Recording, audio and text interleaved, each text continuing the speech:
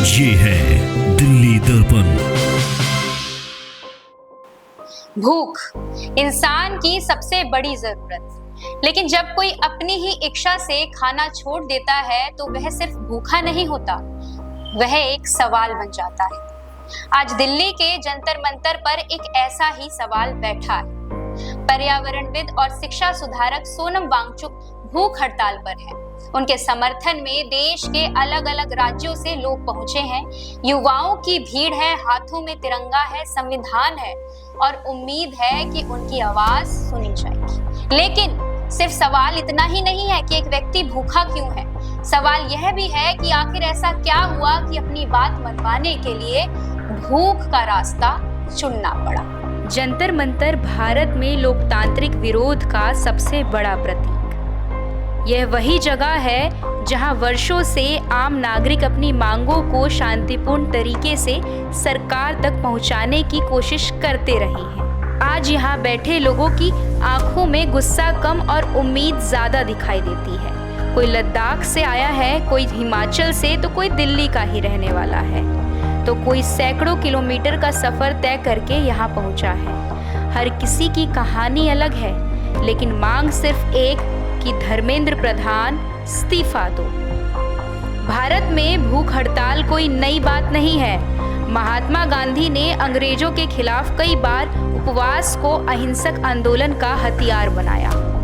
1952 में पोत्ती श्रीरामुलु ने अलग आंध्र प्रदेश की मांग को लेकर 58 दिनों तक भूख हड़ताल की। उनकी मृत्यु के बाद देश भर में आंदोलन तेज हुआ और अंततः आंध्र प्रदेश का गठन हुआ। 2011 में अन्ना हजारे के अनशन ने भ्रष्टाचार के खिलाफ देश भर में एक बड़ा जन आंदोलन खड़ा किया। इतिहास गवाह है कि कई बार भूख से निकली आवाज ने सत्ता के फैसले को बदलने पर मजबूर किया है। लेकिन इतिहास यह भी बताता है कि हर भूख हड़ताल अपने मकसद तक नहीं पहुंच पाती। आज फिर वही लोकतंत्र, वही सड़कें, वही जंतर मंतर, लेकिन सवाल नए हैं। जब हजारों युवा सड़क पर उतरते हैं तो क्या उनकी आवाज सिर्फ नारों तक ही सीमित रह जाती है?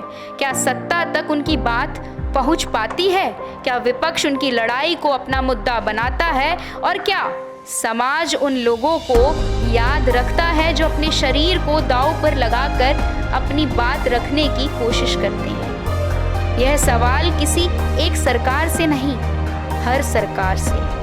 यह सवाल किसी एक राजनीतिक दल से नहीं, पूरी राजनीति से।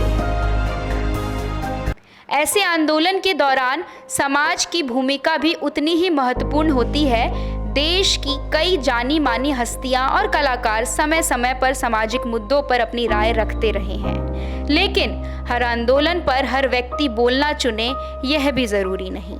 फिर भी एक सवाल उठता है, जब लोकतंत्र की सड़क पर हजारों लोग अपनी आवाज बुलंद कर रहे हैं तो क्या समाज के प्रभावशाली लोगों की भी कोई नैतिक जिम्मेदारी बनती है? इस सवाल पर जवाब हर व्यक्ति अपने विवेक से देगा। लोकतंत्र सिर्फ संसद से नहीं चलता, लोकतंत्र सड़कों पर खड़े उन लोगों से भी चलता है जो सवाल पूछने का साहस रखते हैं।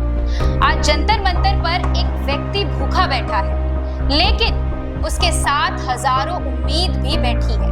अब फैसला समय करेगा, क्या यह आवाज इतिहास के पन्नों में दर्ज होगी या फिर शोर के बीच कहीं खो जाएगी। लेटेस्ट खबरों के लिए सब्सक्राइब करें हमारा YouTube चैनल या फिर लॉग ऑन करें www.delhidarpantv.com। खबरों की कवरेज और विज्ञापनों के लिए संपर्क करें।